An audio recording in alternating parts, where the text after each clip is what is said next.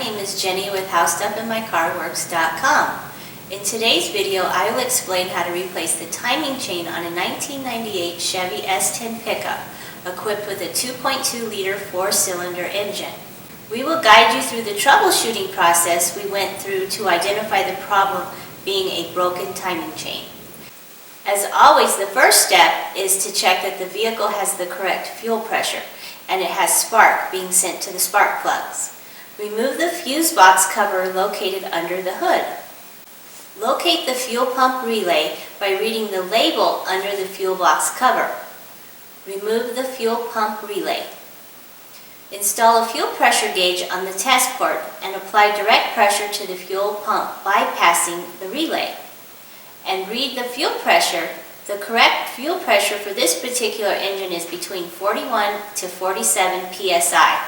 If you don't own a fuel pressure tester, we have several models available from our online store. If you don't know how to bypass the relay, you can still read the fuel pressure by turning the ignition key to the on position. By doing so, the computer will turn the fuel pump on for a couple of seconds. This should be enough to pressurize the fuel system. To check for spark, disconnect one of the spark plug wires and connect a spark plug tester as shown in the image. Have an assistant crank the engine and look for spark jumping across the tester leads. We also have spark plug testers available in our online store.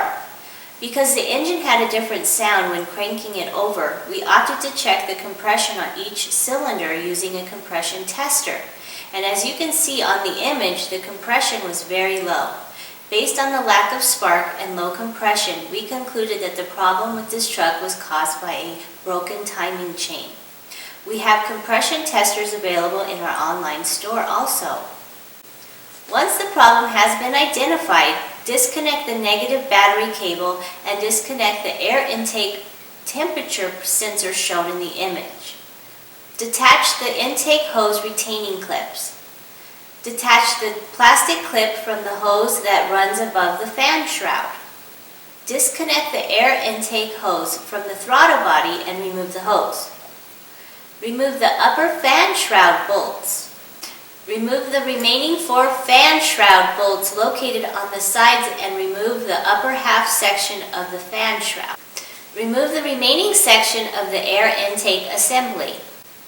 Pry the retaining clips using a flat screwdriver and remove the lower fan shroud section. Make sure that the serpentine belt route diagram label is attached under the hood before removing the belt. If the label is missing, draw the routing on a piece of paper and remove the belt. To loosen the tension, move the belt tensioner away from the belt using a 3/8 ratchet. Loosen 2 fan clutch retaining bolts and install a fan clutch tool similar to the one shown in the image, which is available in our online store. And remove the fan clutch by turning it counterclockwise, just like you do when removing any other bolt. Once the fan clutch has been removed, hold the pulley with the fan clutch tool. Loosen the remaining bolts. Remove all 4 bolts and remove the water pump pulley. Loosen the serpentine belt tensioner bolt and remove the tensioner. Remove the crankshaft pulley bolt using an air impact wrench available in our online store. Remove the remaining 3 bolts and remove the pulley. Use a harmonic balancer puller to remove the harmonic balancer mount. Same as the other tools, we have harmonic balancer pullers available for purchase in our online store. This image shows a closer look at the harmonic balancer mount being removed. Remove the front timing cover bolts. Remove the 2 bolts that connect the oil pan to the timing cover. Separate the timing cover from the engine using a pry bar. Remove the timing cover. This image shows the broken timing chain. Remove the sprockets and make sure that you align the timing marks. Use white paint to make them more visible. Use a pry bar to keep the camshaft sprocket from turning as you loosen the bolt using the air impact as shown in the image. Once the bolts have been removed, remove the camshaft sprocket. Remove the timing chain tensioner bolts. Remove the timing chain tensioner mount. Lubricate the new chain with engine oil prior to installation to avoid a dry startup that could cause premature chain failure. Install the new timing chain set, making sure that the timing marks are aligned. Tighten the camshaft sprocket bolt to 96 foot-pounds and tighten the chain tensioner bolts to 18 foot-pounds. Once the chain tensioner bolts are tight, remove the pin and allow it to operate. Clean the timing cover and remove the old crankshaft seal, pushing it out from the inside using either a chisel or a flat screwdriver as shown in the image. Apply a light coat of RTV silicone to the outer edge of the new crankshaft seal and install it on the timing cover. Use a piece of wood and a hammer to seat the seal all the way down. Coat the new inner lip of the new seal with the engine oil or petroleum jelly. Install a new timing cover gasket and install the timing cover back on the engine.